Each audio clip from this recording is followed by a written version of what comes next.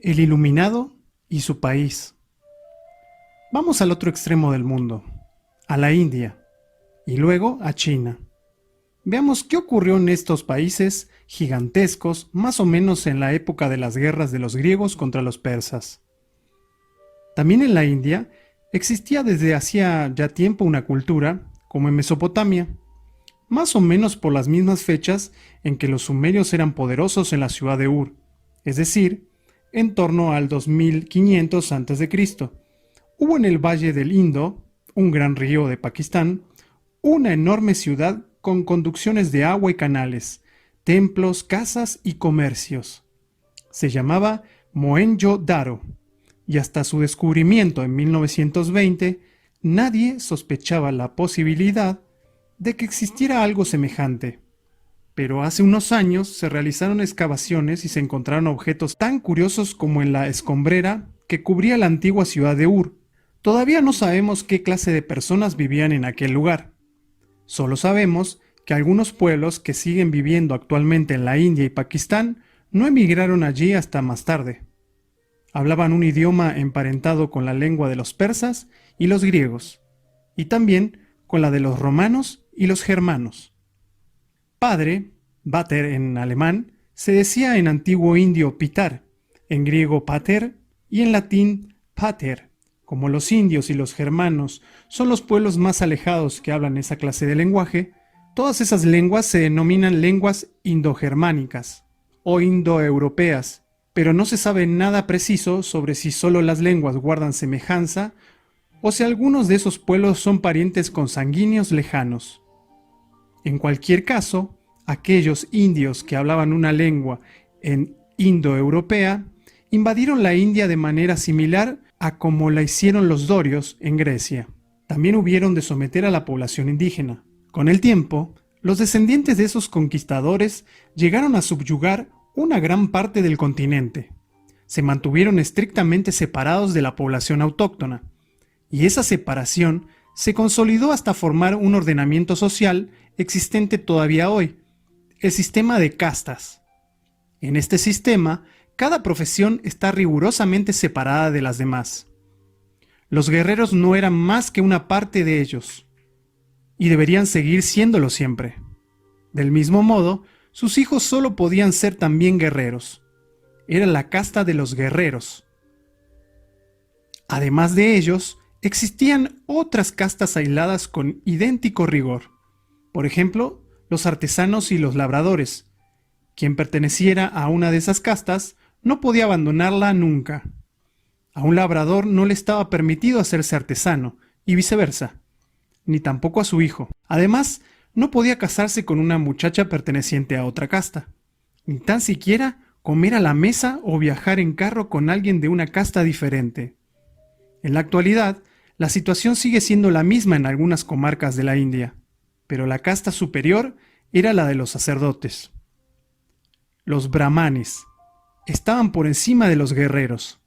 Se encargaban de los sacrificios y los templos, de manera muy similar a los egipcios. Y también de la erudición. Tenían que aprender de memoria las oraciones y los cantos sagrados, y los conservaron durante más de 1000 años tal como fueron escritos. Esas eran, pues, las 4 castas que se subdividían a su vez en muchas subcastas, diferenciadas por su parte unas de otras. Había una pequeña parte de la población a la que no le estaba permitido pertenecer a ninguna casta. Eran los parias. Solo eran empleados en los trabajos más sucios y desagradables. Nadie, ni siquiera los miembros de las castas inferiores, debían juntarse con ellos. Se decía que el mero hecho de tocarlos ensuciaba. Por eso se llamaban los intocables. Debían procurar incluso que la sombra de su cuerpo no cayera sobre otra persona, pues hasta su sombra se consideraba impura. Sin embargo, los indios no fueron un pueblo cruel. Al contrario, sus sacerdotes eran hombres de gran seriedad y profundidad, que se retiraban a menudo a los bosques solitarios para poder meditar allí en silencio absoluto sobre las cuestiones más complicadas. Reflexionaron sobre sus numerosos y terribles dioses y sobre Brahma, el Dios supremo. Tenían la sensación de que todo cuanto está vivo en la naturaleza Tanto los dioses como los seres humanos y los animales, lo mismo que las plantas, vive del aliento de ese Ser Supremo, y de que el Ser Supremo actúa por igual en todo, en la luz del sol y en las plantas que brotan en los campos, en el crecimiento y en la muerte. Dios se halla en todas partes del mundo, como un grano de sal que arrojaras al agua se hallaría en toda ella, salando cada gota. Todas las diferencias que vemos en la naturaleza, cualquier giro y cualquier cambio, solo son, en realidad, superficiales.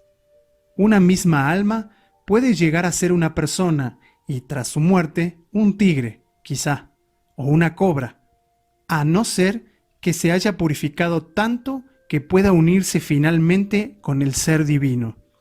Pues lo esencial es siempre lo que actúa en todos, el aliento del Dios Supremo Brahma. Para inculcar correctamente esto a sus alumnos, los sacerdotes indios tenían una bella fórmula sobre la que puedes meditar. Decía simplemente, eso eres tú, lo cual significaba lo siguiente, todo cuanto ves, los animales y las plantas, así como tus prójimos, son lo mismo que tú, un aliento de la respiración de Dios. Para sentir correctamente esta gran unidad, los sacerdotes indios habían ideado un curioso método. Se sentaban en algún lugar de la espesura de la selva y pensaban solo en ello durante horas, días, semanas, meses y años. Permanecían siempre sentados, rígidos y en silencio, sobre el suelo con las piernas cruzadas y la mirada hundida. Respiraban y comían lo menos posible, y algunos de ellos se mortificaban todavía de manera especial para hacer penitencia y madurar con el fin de sentir dentro de sí el aliento de Dios. Hace 3000 años hubo en la India muchos de esos hombres, santos, penitentes y ermitaños, y todavía sigue habiéndolos hoy, pero uno de ellos fue diferente a todos los demás. Era Gautama, hijo de un rey que vivió en torno al año 500 a.C. Se cuenta que el tal Gautama, a quien más tarde se llamó el Iluminado, el Buda, había crecido en medio de todo el lujo y la riqueza de Oriente. Poseía, al parecer, 3 palacios, uno para el verano, uno para el invierno y otro para los meses de las lluvias, donde siempre sonaba la música más deliciosa y de los que jamás salía. Su padre no quería que descendiera de las alturas, pues deseaba mantenerlo lejos de todas las cosas tristes. Por eso, ningún menesteroso debía mostrarse cerca de él. Sin embargo, una vez que Gautama salió del palacio, vio a un hombre viejo y encorvado. Preguntó al conductor de la carroza que le acompañaba qué era aquello. El conductor se vio obligado a explicárselo. Gautama regresó al palacio meditabundo. Otra vez vio a un enfermo. Tampoco le habían hablado nunca de la enfermedad. Más meditabundo aún, volvió al lado de su esposa y de su hijito. En una tercera ocasión vio a un muerto. Entonces no quiso regresar al palacio y cuando finalmente vio a un ermitaño, decidió marchar él también a la soledad y meditar sobre el sufrimiento de este mundo, que se le había manifestado en la vejez, la enfermedad y la muerte. Y estando aún en la flor de la vida, explicaba en sus sermones, esplendoroso con el cabello negro, disfrutando de una feliz juventud, en los primeros años de la madurez y contra el deseo de mis padres que lloraban y se lamentaban, marché de casa para vivir sin techo, con el pelo y la barba afeitados, y vestidos de ropa desteñidas. Gautama vivió 6 años como ermitaño y penitente. Meditó con más profundidad que todos los demás. Se mortificó con mayor dureza que ningún otro antes. Casi no respiraba cuando permanecía sentado de aquel modo, soportando los más terribles dolores. Comía tan poco que se derrumbaba de debilidad. Pero en todos esos años no consiguió hallar el sosiego interior, pues no reflexionaba en que era el mundo y en sí, en el fondo, todo es lo mismo. El objeto de sus meditaciones eran las desdichas de los seres humanos, la vejez, la enfermedad y la muerte. Y ninguna penitencia podía ayudarle en este punto. Así pues, comenzó poco a poco a tomar alimento, recuperar fuerzas y respirar como el resto de la gente. Los demás ermitaños, que hasta entonces le habían admirado, le despreciaron intensamente por ese motivo. Pero él no se dejó engañar, y cierta noche, mientras estaba sentado en un delicioso claro del bosque, bajo una higuera, le llegó el conocimiento. Comprendió de pronto lo que había buscado durante todos aquellos años. Súbitamente vio una especie de luz interior. Por eso, a partir de ese momento, fue el iluminado, el Buda, y marchó a anunciar su gran descubrimiento interior a todos los hombres.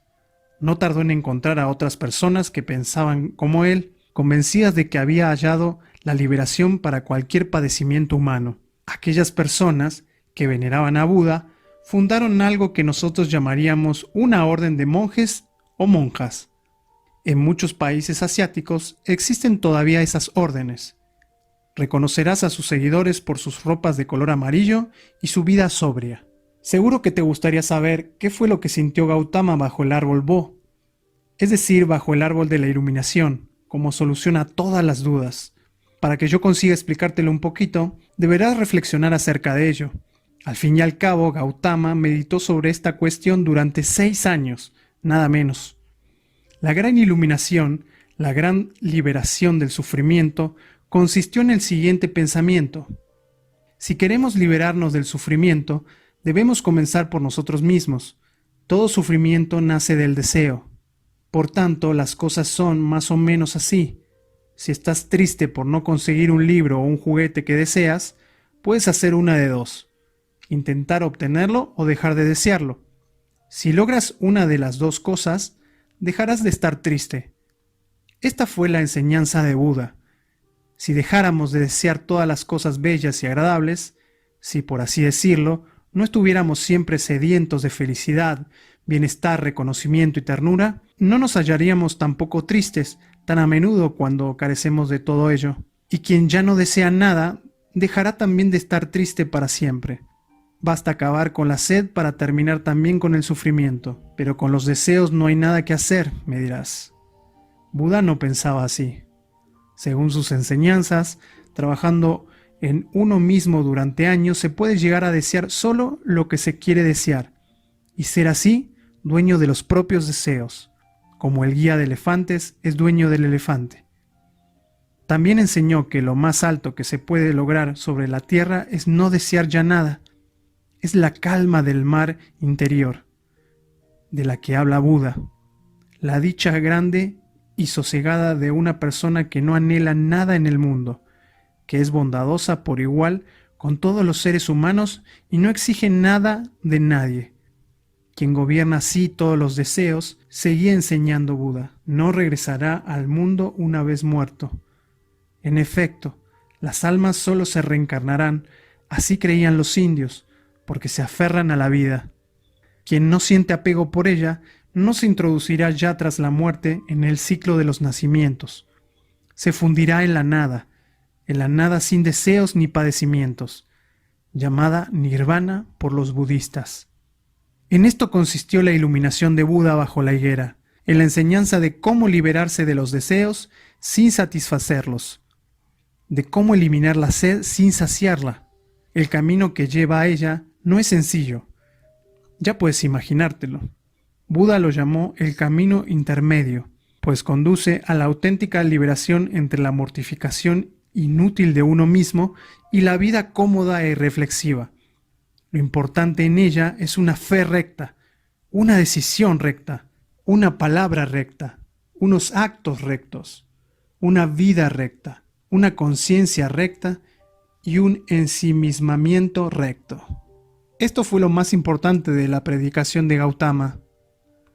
Y esa predicación causó una impresión tan profunda en las personas, que muchos le han seguido y venerado como a un dios. Hoy hay en el mundo casi tantos budistas como cristianos, sobre todo en el extremo oriente, Ceilán, llamada ahora Sri Lanka, Tíbet, China y Japón. Pero solo unos pocos están en condiciones de vivir las doctrinas de Buda y alcanzar la calma del mar interior.